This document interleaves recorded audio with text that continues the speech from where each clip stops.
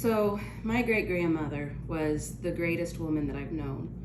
She loved all of her grandchildren and great-grandchildren, even though there was a whole horde of us, so much, and she made each of us feel like we were her favorite.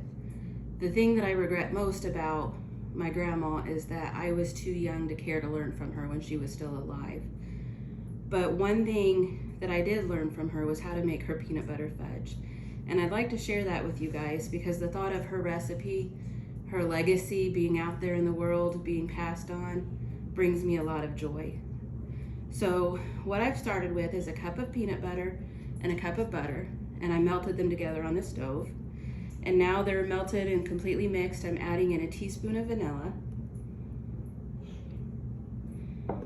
I'm actually gonna switch over the whisk. It makes it easier for the powdered sugar at first. And I'm gonna start just slowly mixing in a pound of powdered sugar. And while I'm doing that, I just wanted to talk a little bit about my grandma, tell you some stories about her.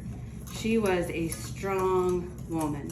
She was in her 80s and would still be out in her acre big vegetable and flower garden every single day working on it.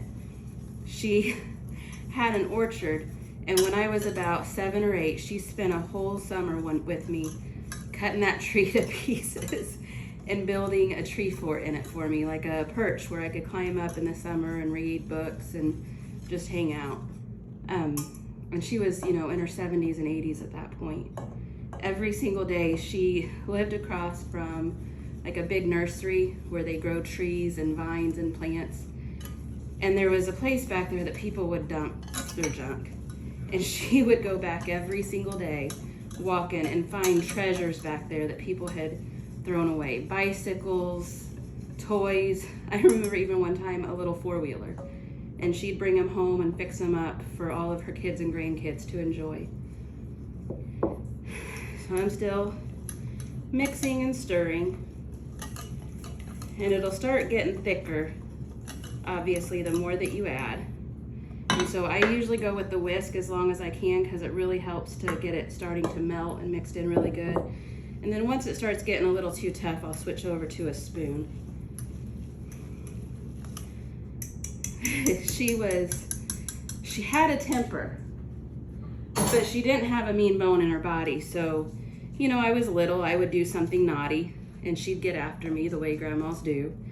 But before she could get through the whole sentence, she would be laughing and carrying on, thinking it was the funniest thing she'd ever seen. So I'm getting almost mixed together. Pause it.